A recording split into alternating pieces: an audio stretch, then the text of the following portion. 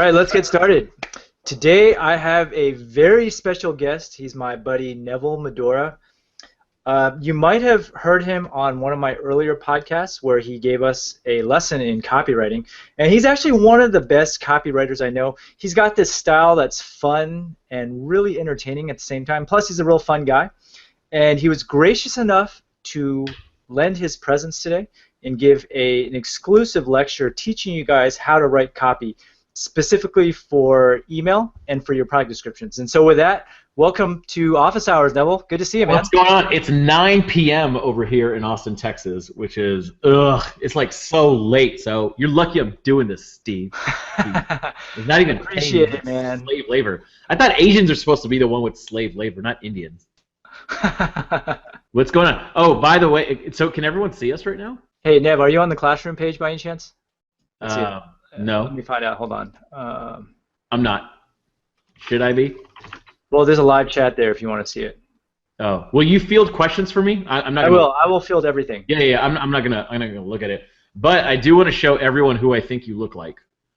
I think you look like man, the guy from the Gangnam Style video, Psy, whatever his name is, and then Kim Jong-un or Kim Jong-il, the junior one. What type of jacked up copywriting seminar is this, man? I don't know. It's already starting off kind of racist because I only think you look like these people because you're Asian. Otherwise, you really don't bear that much resemblance. Hey, you got a big nose, stuff like that. All right. So what do we teach these people today? We're teaching them about email stuff and with particular credo to e-commerce, right? Yeah, that's right. That's right. Everyone here has their own store or is going to have their own store, so they want to know how to write convincing and high-converting emails. Okay, cool, because I've run, I think, like 5 e-commerce stores in the past, my main one being houseofrave.com. I remember that.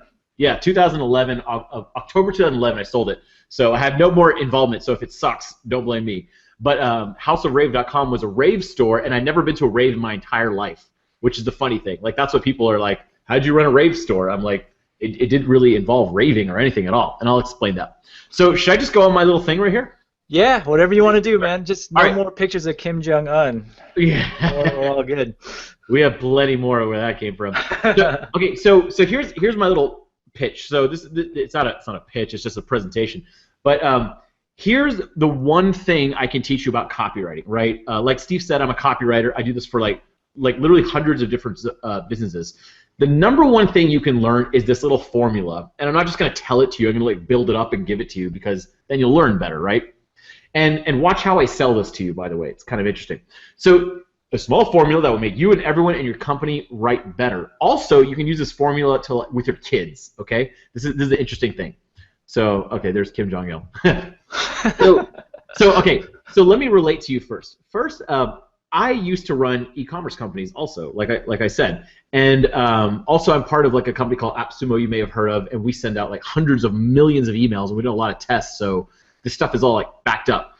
So here's typically what an email broadcast from like a typical e-commerce store will look like, right? It's this newsletter-looking thing. It's got your little logo on the top over there, and it's got view deal or buy now or like the picture of a product with the price, all that kind of stuff. Now, the cool thing about these, and I'm going to show you some real examples from my own web business before, the cool thing about these is you do get high click rates. I will say you get high click rates, but here's the other thing. People don't really look at these that hard, and they also now get lumped in with promotions. You know, on Google's website, they've got, or on Gmail, they've got that little promotions tab up on the top, right?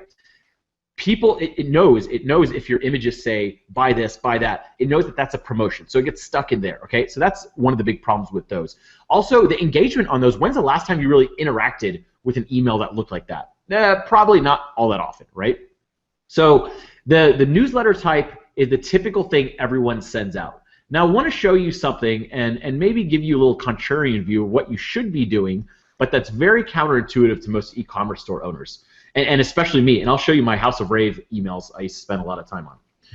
Here's the personal look. Like, as you can see, it's literally just, I mean, this is like I'm writing one person an email. This is like I'm writing Steve an email. It barely even says my company name on it or anything. It just looks like a regular old email, right? Now, here's the funny thing if you send an email like this. You generally get good click rates, not as high, but you get really high engagement. And that's important because the purpose of this email is, I mean, I don't know about you, but I'm a greedy old bastard, is to make money, right?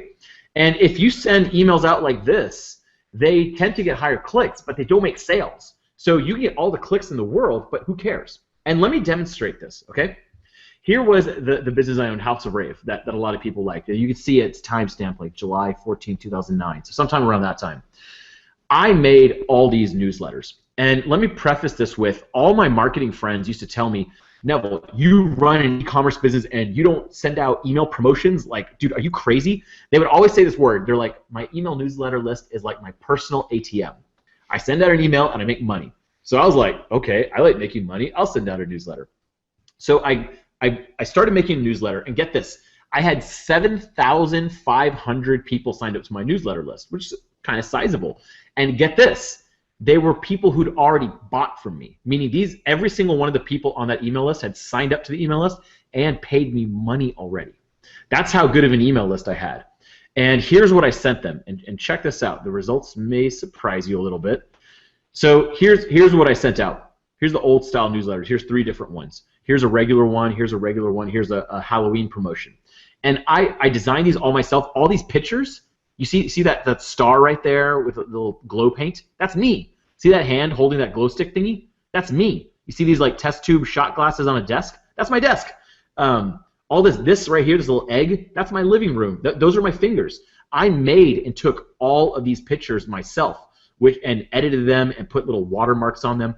I got this template. I wrote all the copy myself, which is not really much copy. It just talks about the products, like buy the products. And I had everything in this newsletter. Look at this. I had the sections that will light up your night, and I had different sections. I had testimonials in here. I had cool pictures. I had, since 2001, House of Rave has been the premier rave company. I had everything, right? And how did these do, okay? And this is what most people with e-commerce things do. They send out newsletters just like this. How did it do? Let's check out the numbers. List size, 7,500. Opens 35 to 40%. That's really high. Like I was telling people, and they're like, man, that's high. So I felt really good. But get this, sales, 2 sales. On average, I was making between 10 and 15 sales a day. So to spend all that time and make only 2 sales, and here's the thing, the profit would only be like $40 because a lot of times I'd add a coupon in there. So I was cutting into my profit margins. Meanwhile, the cost of the email service was $80 a month, meaning I was going negative $40 for sending out emails, which was kind of sad, right? And so I was kind of bummed about this. I was like, everyone's telling me to send emails out. I spend all this goddamn time making the emails, and what happens is I lose $40 a month. Like, that doesn't make sense. So I did what most people did. I just kept doing the same old thing again, sending out the same emails. I made tons of them. I made like 50 of those types of emails. And they all took a lot of time. They all made no money. Then, here's what happened. I started studying a thing called copywriting. Copy, K-O-P-Y, copywriting. And basically copywriting is just like rearranging words so they sell better, right? And when I started studying copywriting, reading some of the old like great copywriters, Gary Halbert, David Ogilvy, Joseph Sugarman, those guys, what I realized was my newsletter was the exact opposite of what it should be, okay? Here was the next one after I learned to copy, with a little help from a copywriter friend also who helped me. He was like, just send this out and see what happens, okay? And I put up a big protest, and here's what came out of it. Let me show my screen again. So here's what came out of it. I sent this plain text email. There it is. There's the actual email. There's the whole thing, actually. These images are not part of the email. That's just to show some of the product I was selling or whatever. And I had weird hair back then. Ignore that. But basically, this is how it looked in Gmail. It was a plain text email. It was 600 pixels wide. It had actually it had 2 links right here. It says here, that was one link. And then at the bottom it said, get your finger lights. That's all. That's the whole email. Now, compare this to what I had before. Look at all these like pictures and all this other stuff going on there. I mean, that was a much better email, I thought. Here's what happened when I sent out this email. Check out the results. Same size, 7,500, opens 30%, which was a little bit less than normal. I used to get 35 to 40. But 120 sales in the first 2 hours. That was the crazy thing. So this was my first foray into doing something where I had altered the copy and focused on the copy, just the text, instead of the images and stuff like that. So if you notice, this email made me thousands of dollars in one day, these emails took me thousands of man hours and made me zero profit. In fact, negative profit. So which one would you have? The good one or the bad one? The good one or the bad one, right? So let's talk about how you can do this. So, I mean, obviously you can't raise your hand over there, but raise your hand if you know what AIDA is, right? And this is a little formula that I was talking about earlier. Small formula that will make you and everyone in your company write better. That's what it is, AIDA. Check it out. Now, if you're at home watching this, take a screenshot of this, or I'll give it to you later. I'll actually let you download it and stuff.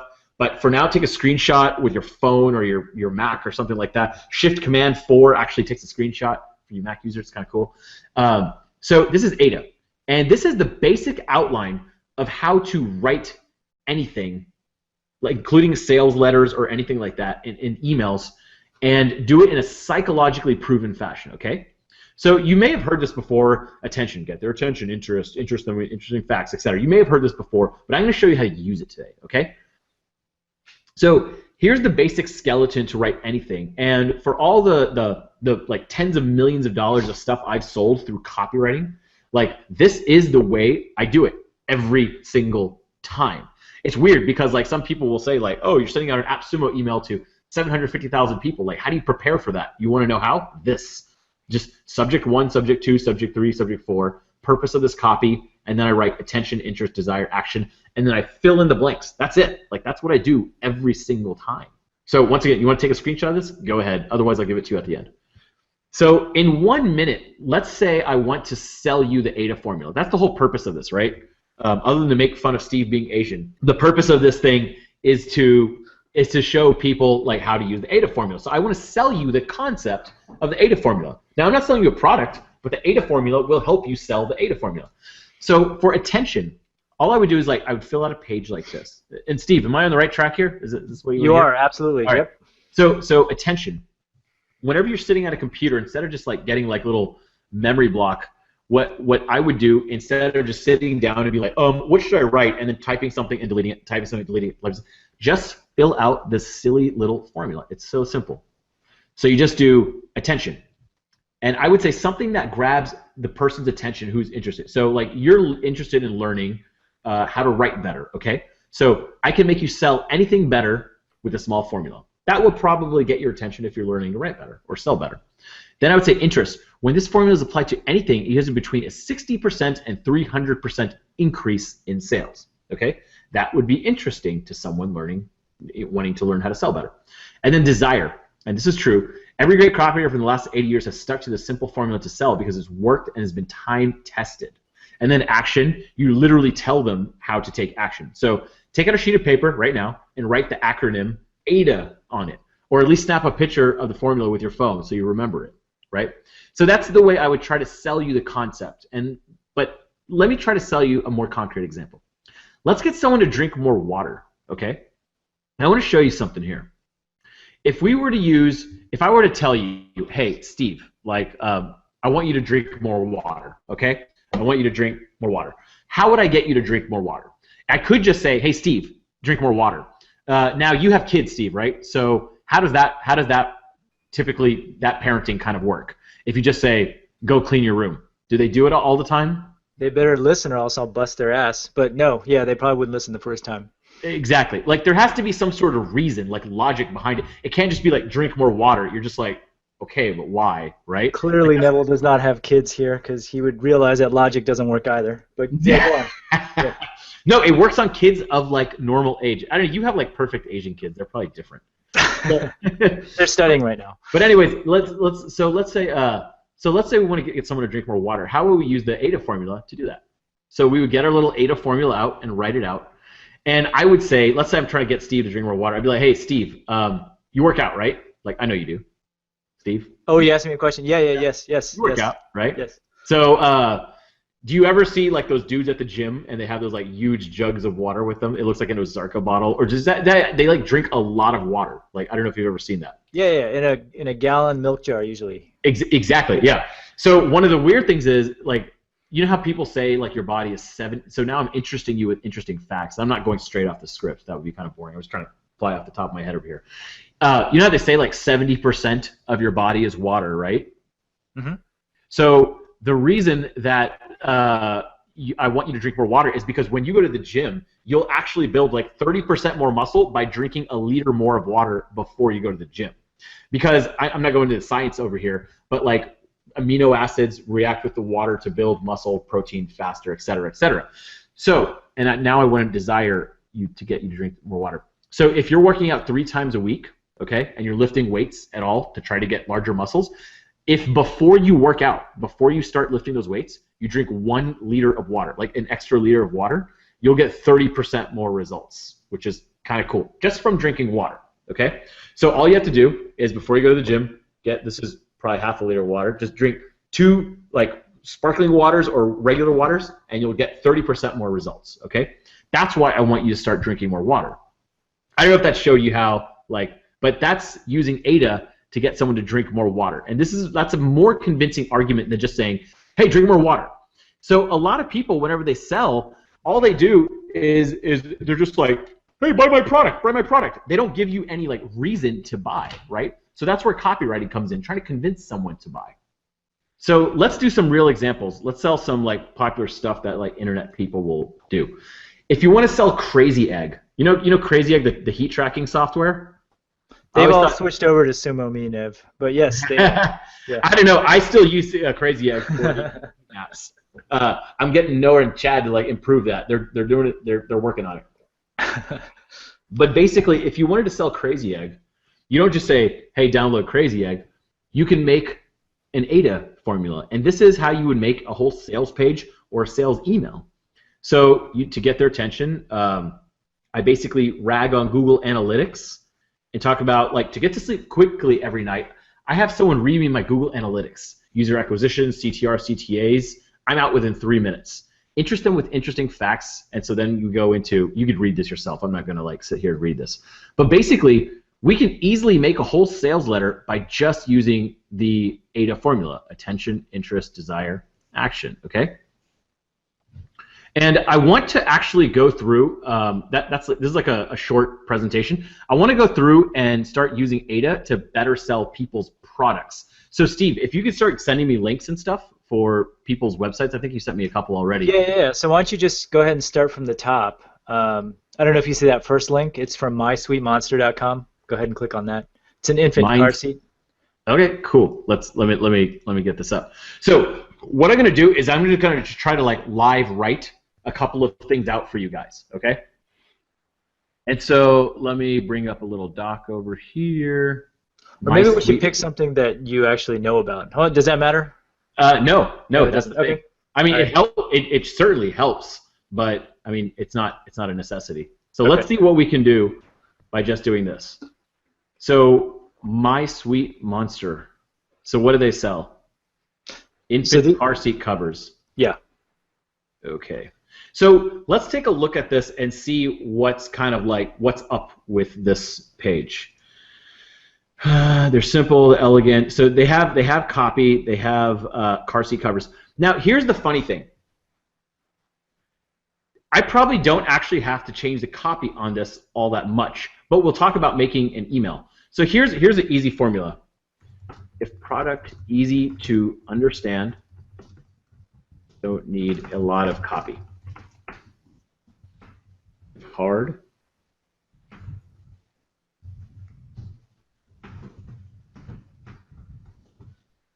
So this is a pretty easy rule of thumb to follow. So if they're looking for car seat covers, I'm not in the market for car seat covers, but I pretty much know what it does, right? Now, here's the thing. They're not really telling me if it does anything else. Like, for example, I know that this is a car seat cover, so it looks cooler, but is it more comfortable for the child?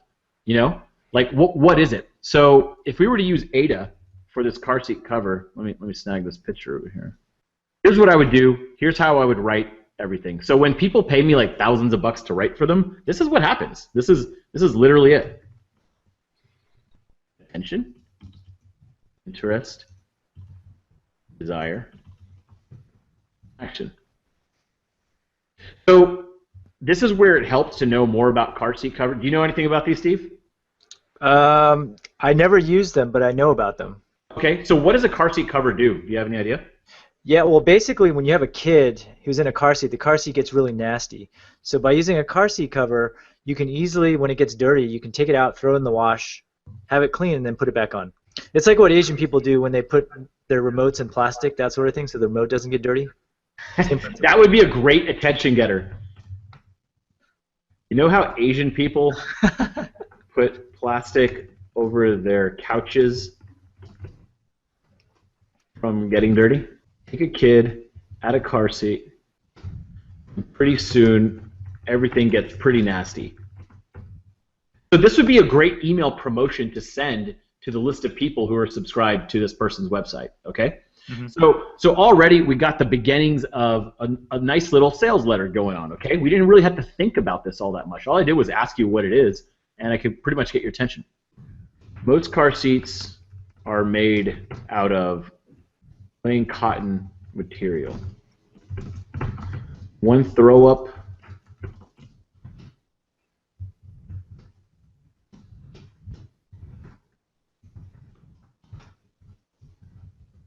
now, I'm not totally sure if all this is true, but I'm going with It's based on pretty what I know. accurate, actually. Yeah, one Yeah. throw stinks forever. Instead, with My Little Monster, that's the name of it, right? Yeah.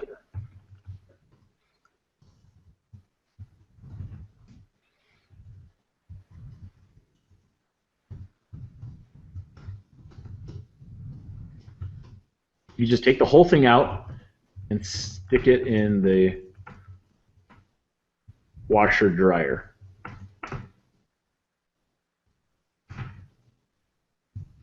Bam. Clean car seat forever. So the other thing we can do is in the desire section or the interest section, we can also talk about the monetary things behind this. How much does the average car seat cost? It really varies, but anywhere Your number. $100. Let's just say $100. $100. You have to replace them a lot or anything, or? Nah, not really. Usually just leave them dirty. At least that's what I do. Oh, just leave them dirty. Okay, fine. We won't go. So if there's not much cost savings, we won't count that.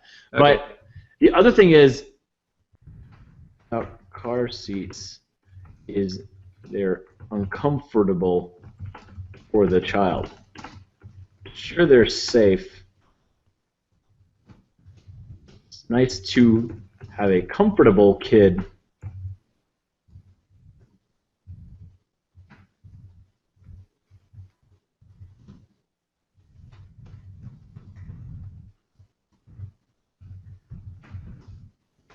While driving.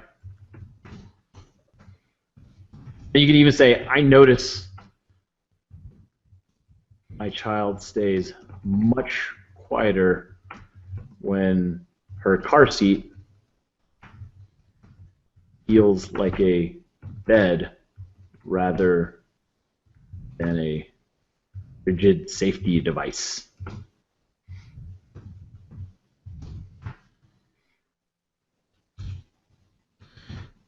And then you just tell them in the action section how to take action on this.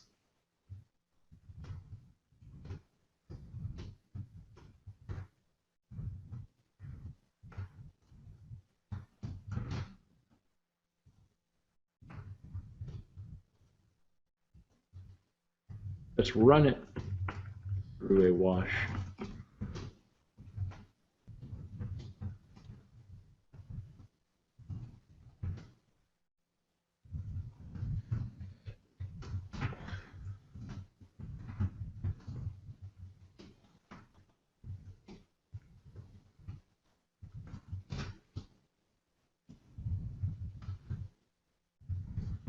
Then you could add a little link over here.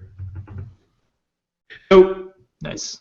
yeah, so basically in like a few minutes, we pretty much created a whole sales pitch for these things. Now, obviously, I spent very little time. We're doing this live. We spent like 4 minutes Sure. doing this. But you can send this email out, and it'll do a lot better than the regular, just like typical car seat cover ones. So I would just do this. I would grab, a picture from here, stick it in there, And we have a nice little email that's ready to go. You remove these.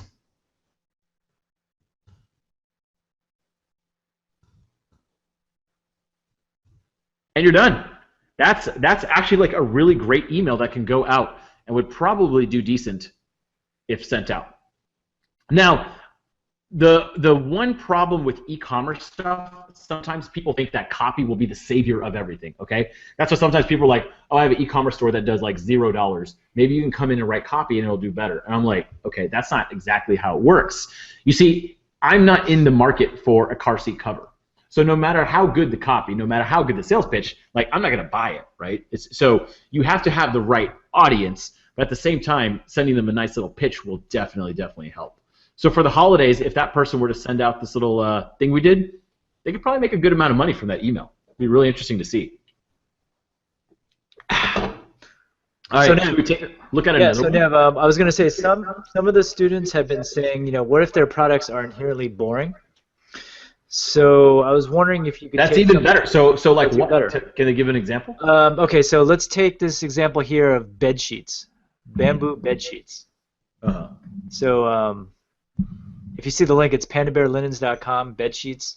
Okay. Is there any sort of benefit or anything to those? I think it's let me see. I think it's hypoallergenic.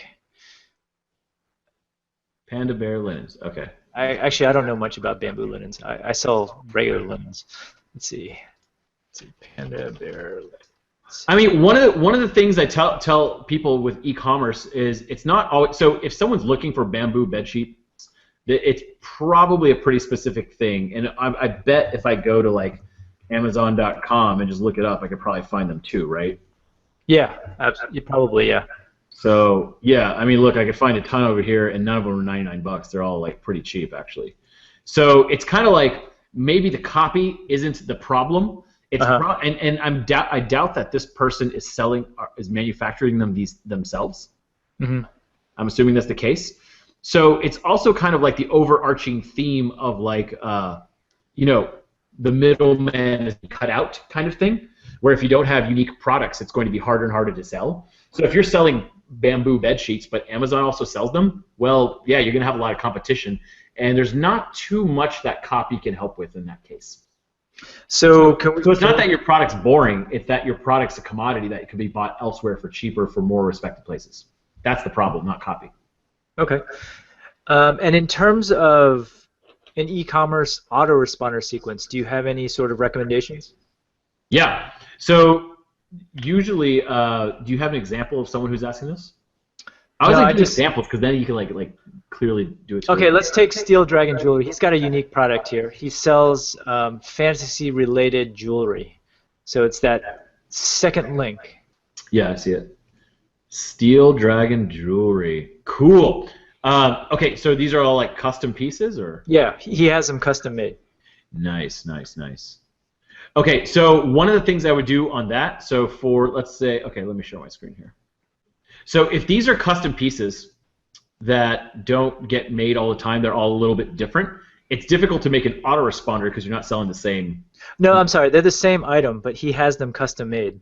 Okay, got it. Manufactured, yeah. Okay, so here's e-commerce autoresponder ideas. So one day you have testimonials, so people wearing the bracelet. So pics of it.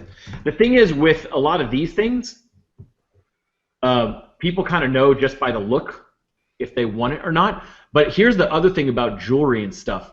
You have to tell a story, and this is where a lot of people miss out on. Okay, so for that dragon bracelet, right? You can just show me the picture of the dragon bracelet, and I'll be like, okay, cool, whatever, no big deal. But what if you told me a story behind it? Now I'm going to make up a story, obviously, because I don't know anything about this.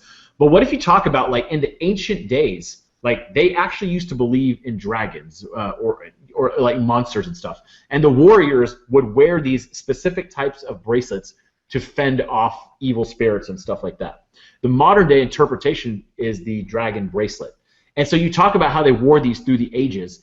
And then when they have that context behind them of like, oh, this has some history to it, that makes wearing a piece of jewelry or something that's very personal, by the way, that puts a lot more context behind it and can make them want to wear it if it has a story behind it. So instead of selling, look how this guy, I'm not sharing my screen. So look at the way he's selling this dragon bracelet. Our Buzz Vampire bracelets, fantastic 22, glass eye, handmade, blah, blah, blah. It's just like facts, facts, facts, facts, facts, right? Let's see if I could do this. Let me see if I can make this text bigger for you. So I'm going to rewrite some of this. Can you see this? Can you see me writing? Yeah.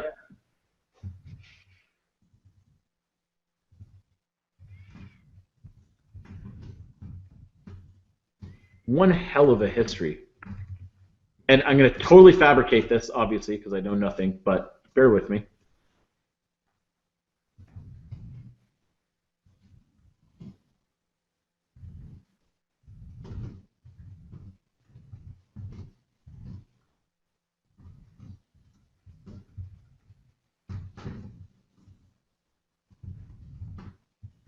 Actually, till this day, a lot of people still do. They would wear a dragon's eye symbol to fend away the evil spirits. The ancient Stevonians used to revere the dragon as a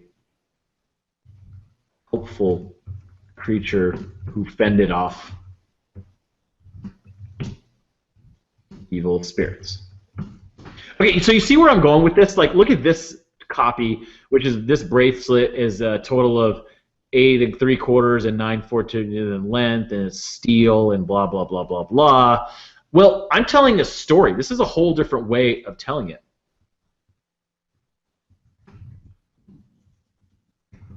Have resurrected the eye of the dragon for you. These pieces are hand painted in Stevonia, or or by Asian monks or something like that, whatever they are.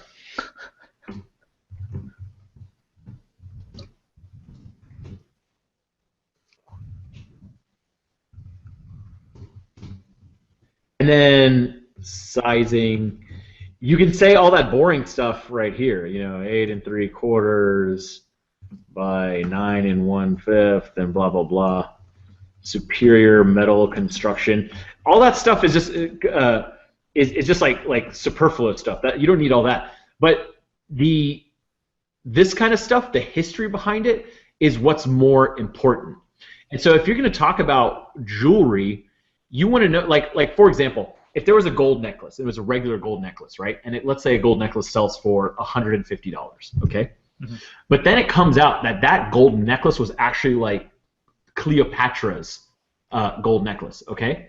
That would now be like a $3 million artifact, right? And the gold necklace didn't really change. It's the same gold necklace. It's just the story behind it has changed. Like Picasso's paintings are just paintings on a wall. But because they were painted by Picasso and he's dead, and there's only so many of his paintings in the world, that makes it rare. So if you're selling something like jewelry or custom pieces or pieces by a specific artist, your job is not to say that, oh, this is hand painted with fine acrylic oil. No, who cares about that? Your job is to tell the story behind it. That's what a lot of people are missing in the e-commerce world. They don't put any theater into their selling. So that's what you need to do to like entice it. That's what good marketing will be. Like they don't sell the iPhone by saying like, oh, it has this fast of a processor and blah blah blah. That's part of their marketing, but not the main focus of it. It shows what you can do, the history behind it, why it's so beautiful, why it's the best, like that kind of stuff. So think of it in that way. Any other examples? Yeah, let me see. You can just click down that list. I'm gonna ask if the class has any questions. Okay, Cool. Let's see. Pampered teacher. So here's an interesting one. Here's the pampered teacher one. Let me share my screen with you. Hey, sumo me. Nice. I see a little box right here. So here's the thing. Treat yourself, give a gift, order now. Is there any more information? Okay, so they got the subscription box for teachers. Okay, cool. If this is your add to cart page, I would suggest adding a couple like this. That last page seemed like a much better thing. The woman excited, etc., like that. Mm-hmm. Now, if you're talking about sending, I'm assuming they send this to another person, right? I would assume so, yeah. Or actually, it's saying treat yourself. Oh no, yeah. Okay. Or give a gift, right? Works both ways. So let's say you're doing a holiday promotion for giving a gift. How can we do this? Well, let's snag this. Actually, I like the image back here. How would we make like an email promotion for this? So most people would just use a bunch of images and stuff like that. Instead, let's just do something very simple.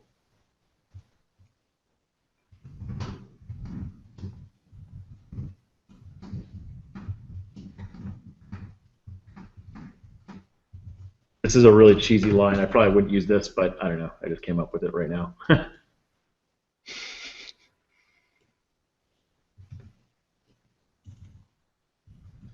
So if there is someone with a teacher in their life, either their spouse or their favorite teacher or their sister's a teacher or something like that, then this would be something pretty attention-getting for them, right?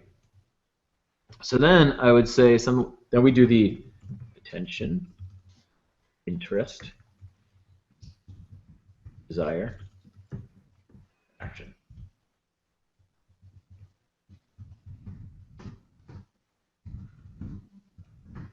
So what do you think? Who are they trying to sell this to? Teachers? What does it do for them? It like pampers them or something? I assume so.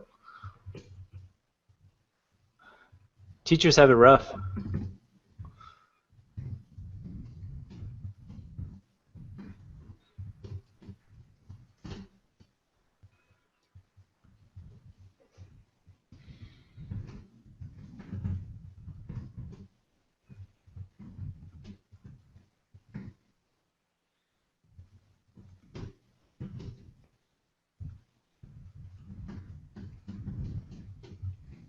But also probably tell them maybe a more personal story. How about this?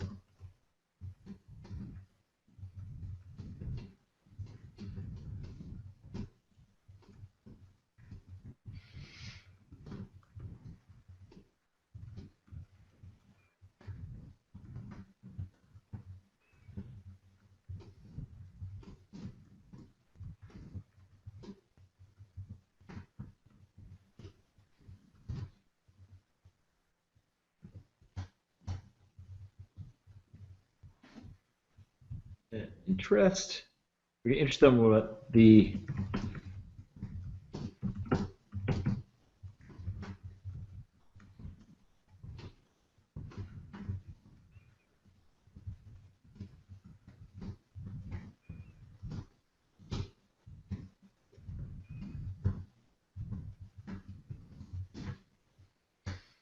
and for them. And then I got to tell you, for the action section, the box is only $29 a month.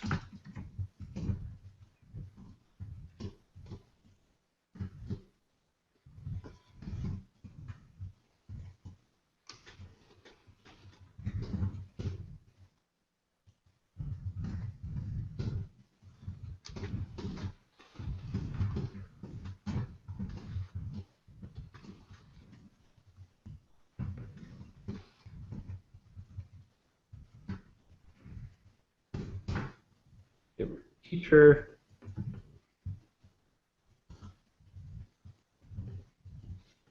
And then I would have like some sort of a testimonial or something like that.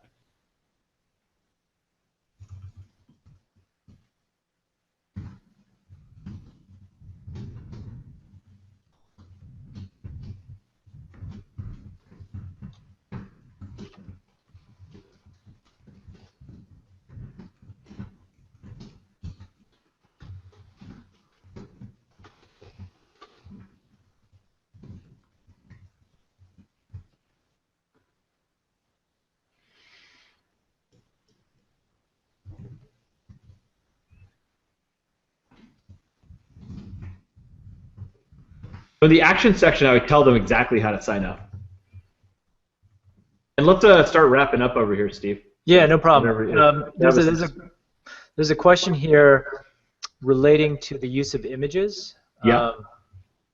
So what is a good blend of images versus words? The student is asking, he notices that your copywriting method doesn't utilize a lot of pictures. It does utilize images when they're needed. The thing is, you want people to pay attention to certain things sometimes, and some people, and I've done this a lot in the past, would focus too much on an image, and that's a very it's like that's like the shiny silver thing syndrome. They're just like, ooh, image, and they click something, but that doesn't get them interested in the actual thing. So, for example, when I showed you that finger lights promotion, at first I showed all these pictures of finger lights and that they're moving around and all that kind of stuff, but they didn't understand why they should buy finger lights. And in fact, if you read some of that promotion, what it said was this. Instead of showing them pictures of the finger lights, I said, after owning this business for several years, what I notice is I get a lot of calls about these finger lights, and I get these very odd questions and orders. So what would happen is a plumbing company would call and order 50 sets of these finger lights. And I would ask them, and I'd be like, a plumbing company, what do you guys do with it? And they say, oh, well, our plumbers need to look under, like sinks and stuff like that, and they're always in weird positions. And so one of those headlamps often doesn't suffice. So they put these little finger lights on, and they can work while getting light into little really odd places. I was like, oh, that's an interesting thing. So I wrote that on there. Then there was some parents that had kids. I swear to God, this is a real thing. Parents had kids that thought there were monsters under their bed, so they would give them a finger light at night to wear in case they wanted a little flashlight, and then they could check for monsters under their bed. I wrote that, and I wrote all these different reasons why people were buying finger lights. And then I made them click, and I said, get your finger lights here. So if they wanted to see the picture, they had to click to go to the website. So I didn't make the focus of it finger lights. Like, people kind of get that. Yeah, the lights you go on your finger. Got it. I focused more on the copy because I wanted them to get the idea that once they buy these finger lights, there's a million other things they could do with it. So for software and stuff, if you're selling a piece of software, I would highly focus it on just like images and videos that show exactly what it does. You don't have to like spend a lot of time with copy. But if you're selling a product that people know what it is, like the car seat cover, like, yeah, just 4 or 5 images will suffice. Like, you don't need to have too many more images other than that. Okay, was that image that you put in the car seat cover one, was that even necessary? I mean, people know what it is. Does it help to show them what it looks like? I think the reason I did that and I put it in the beginning, one, no, it's not totally necessary. In fact, for that one, I'd probably rather have people start reading it and then realize, like, oh yeah, my kid is pretty messy, my car seat's pretty messy. If I have one of these, it'd be a lot easier. And then they can click it and see it. I just did that because if you were going to make that a web page, that could be a good intro image to get people interested. Because right away, like, if they're not interested in car seats, they see that, they either leave or stay based on if they're interested in car seats. But if that was an email, I probably wouldn't include that image at all. No. Okay.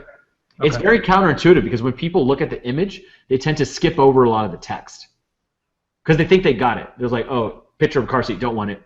But instead, they're not getting the deeper concept you're trying to sell. Okay, that makes sense.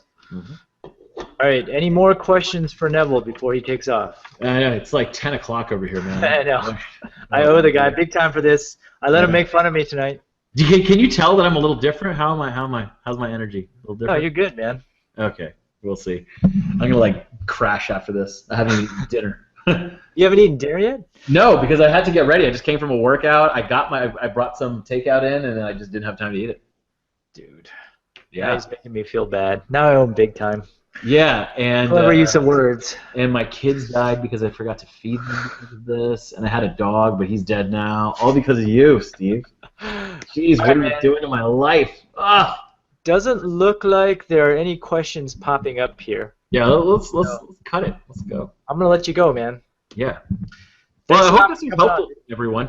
So if you want to learn more about copywriting from a non-tired Neville, you can go to copywritingcourse.com. That's my website. So, and then I said if y'all wanted to download that stuff, so here's copywritingcourse.com. I spell it with K's. You'll learn why. Copywritingcourse.com.